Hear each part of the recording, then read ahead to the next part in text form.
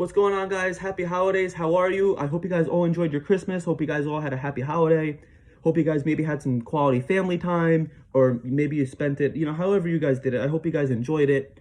Thank you for checking out this video. This is the review reaction video to the Jets versus Browns game.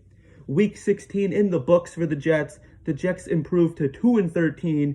They win the game 23-16. And let me tell you what, 2-13 feels so much better than 0-16, right?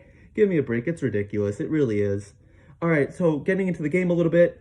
Each team starts with a 3-and-out on their opening drive, so really nothing to start off the game too crazy. Cleveland on their next possession, they have a big catch from their tight end Hooper, putting the Browns in field goal range. They score first, up with a, they're up 3-0 with a 44-yard field goal.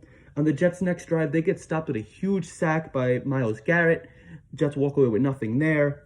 So then later in the first quarter, Jets get the ball back. Their next drive, they have a great trick play, right? The classic flea flicker. Sam Darnold hands it off to Ty Johnson. Ty Johnson hands it off to Jamison Crowder. Jamison Crowder throws a beautiful dime all the way downfield to Braxton Berrios to bring it in for the touchdown, putting the Jets up 7-3.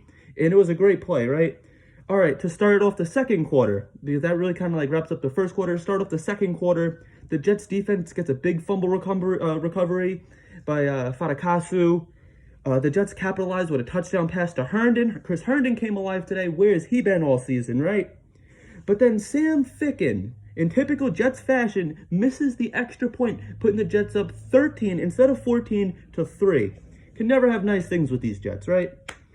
All right, so the Browns' next drive, the defense played really well. They came up with a big sack by John Franklin Myers. The Jets get the ball back deep in their own territory.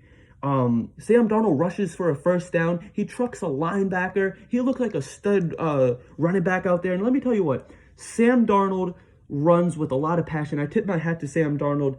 I love watching him run because he means it, he cares, and he's not afraid to take a big hit. So much respect for Sam with the running game, right? So the Jets actually walk away with nothing from that drive, right?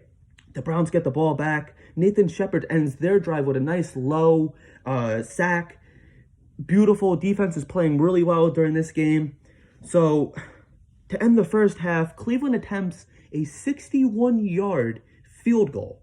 Obviously, they miss, right? It was not a smart call. I guess, they're trying to score some points, right? They're trying to get something going. I understand it, but it's not really too smart. I didn't think that they were going to get it.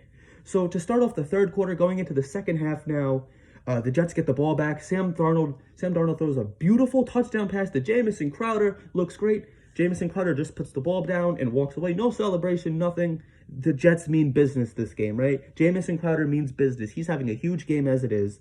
So later in the third quarter, Sam Ficken does he's going for a 50-yard field goal, and obviously they get it blocked. It was so bad. It was embarrassing. And it's like, these kickers had a rough day. They really did. Cleveland capitalized with a touchdown from Nick Chubb. Cleveland is now trailing at this point 10-20. So Cleveland actually in the fourth quarter scores another touchdown. This time it was a run from Kareem Hunt, putting the Cleveland Browns down 16-20. They're starting to creep up. At this point, I really thought that things were going to change. I thought that momentum was going to change a little bit. I thought that Cleveland really had a good chance of coming back and winning this. They were only down by 7 points. There was still some time to go. So to end a long drive in the fourth quarter, the Jets do actually get a 34-yard field goal, and that puts the Jets up 23-16, and that's the final score. That really ends the game right there. And that's the game. The Jets played pretty well. They're starting to show some life at the end of the season like they normally do. Obviously, it's too little too late. 2-13, it does nothing for me. It does nothing for them. All it does is screw up their first draft pick. Whatever. It is what it is. You can't really complain. So getting into the stats a little bit, right? Sam Darnold was 16 for 32, 175 yards, 2 touchdowns, and 0 interceptions. Sam Darnold once again fails to break 200 passing yards. And that's the thing about keeping Sam Darnold that scares me.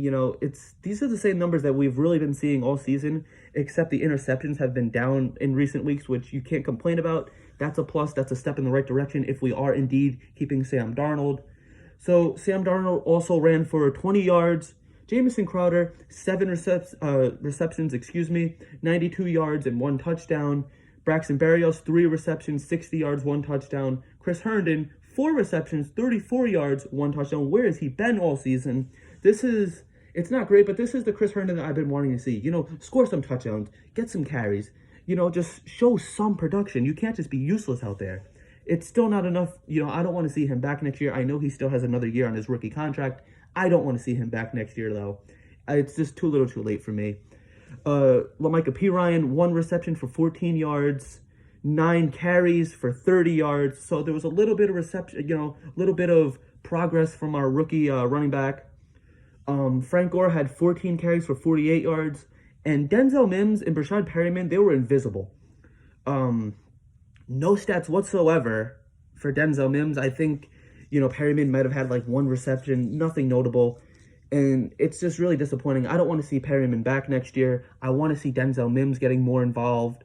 I love Denzel Mims. He's the future, hopefully wide receiver 1. We have to find a way to get him more involved in football games, right? So the Jets, with this win, did secure the 2nd overall pick. Jacksonville lost like we all expected to the Bang. Who did they play, actually? I don't even remember. Yeah. So then Connor Hughes actually reported today that Frank Gore will be out Sunday for the final game. He actually suffered a lung contusion, and it's not the way we want to see Frank Gore go out. I didn't want to see him playing, but I have so much respect for this Hall of Fame running back. I did not want to see an injury ending his season. So once again, Frank Gore is banged up a little bit. I'm wishing him nothing but the best. I wish him a healthy, fast, speedy recovery. And that's about it. We're going to get into the grades a little bit. Offense, I'm going to give them a B-. They played well. They won the game. It's not enough production. I wanted to see a lot more from them, but you can't complain about it. We could complain about a win, but typically you can't complain about a win. The Jets did enough on offense to get the win. And, in a normal season, that's what we want to see, right? Defense, I'm going to give them a solid B. I think they played really well. John Franklin Myers and a couple other guys with the sacks, they played really well. This young defense has a bright future. I really believe that. And special teams, they're getting a C-. They had a couple misses and everything. It was ugly. And I don't want to see Sam Ficken back. I really don't. So that's going to wrap it up for me. The Jets go into New England next week for the last game of the season. They travel to New England. The Jets got their first home win of the season. And so, of course, it's their last home game. So that's going to wrap it up for me. Thank you guys for watching. Tune in Wednesday for the Everything NYJ podcast. If you do have a question for the podcast, all you have to do is tweet it to me. Tweet to me at Everything NYJ on Twitter. Go follow me there. I will try to use your question during the podcast. If not, I will get to it eventually. Thank you guys for all the support. Thank you guys for watching. And as always, have a good night. Thank you.